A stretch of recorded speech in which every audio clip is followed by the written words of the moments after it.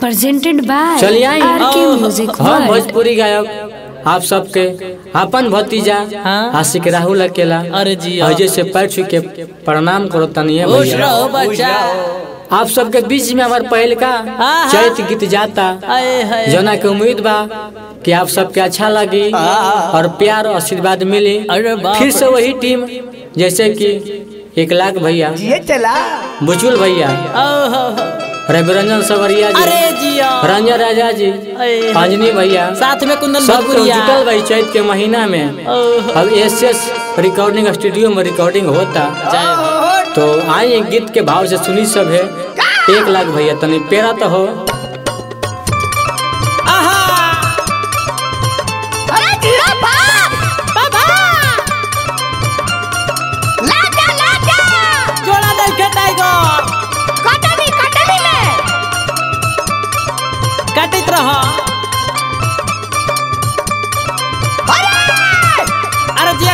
कुंदन भोजपुरिया भैया आए हाय एगो के यही चैत के महीना में गावना भइल, डोली चढ़ के आइल बिया।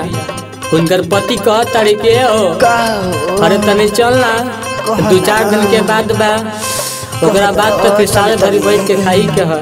तनी चल खेती ले गेहूं काट के हो जाओ। वो का कहत है सुन, हालही के आइलू धनी हो बनी दुल्हनिया, हालही के आइलू धनी हो बनी दुल्हनिया, हालही के आइलू धनी हो बनी दुल्हनिया।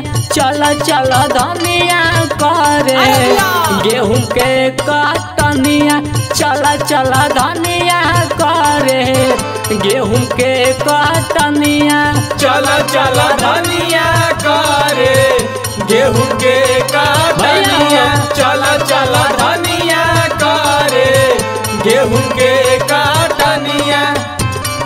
यही चाहिए था बबुआ।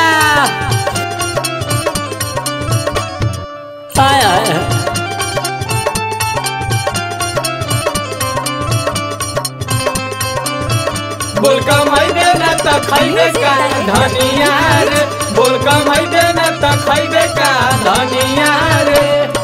चल चल धनिया करे गेहूं के कटनिया, चल चल धनिया करे गेहूं के कटनिया।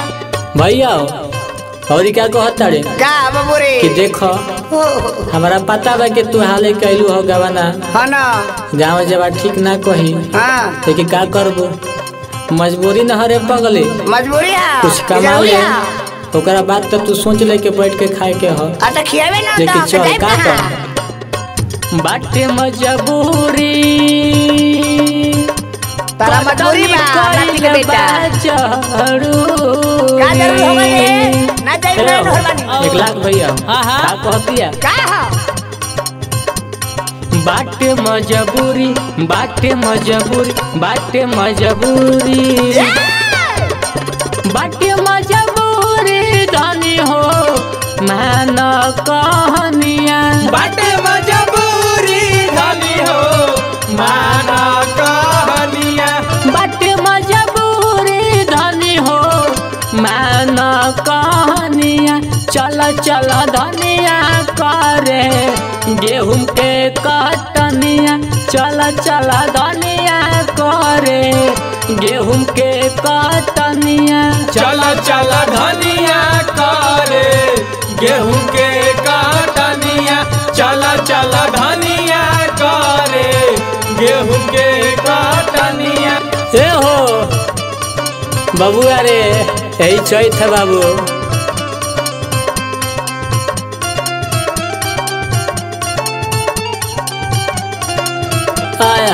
क्या बात है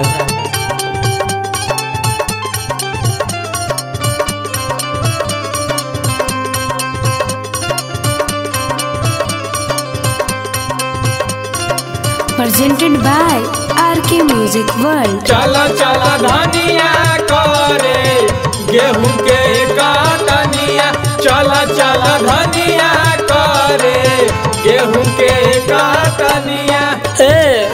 भैया बोला हे रंजन हाँ बबुआ रौशन रे चंदा हे लडन तू का कहता रे कि सुनो बुरा नइखे माने के लोग कमाला तबे खाला लेकिन तेहू चल 2-4 दिन के बाद तो का कहता रे अरे ना जाइबे कौनो नौकरी नइखे कि चल खर्चा पानिया ए डब्लू चाहो बना रह देखा का कहता रे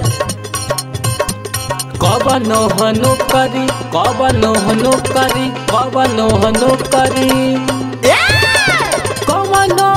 करी नइखे चली खर्चा पानिया कवनो नौकरी नइखे चली खर्चा पानिया कवनो नौकरी नइखे चली खर्चा पानिया चला चला धनिया करे गेहूं के कटनिया चला चला धनिया करे गेहूं के कटनिया चला चला धनिया बाबू रे गेहूं के कटनिया चला चला धनिया आवाया गेहूं के कटनिया चला चला धनिया करे गेहूं के कटनिया चला चला धनिया करे गेहूं के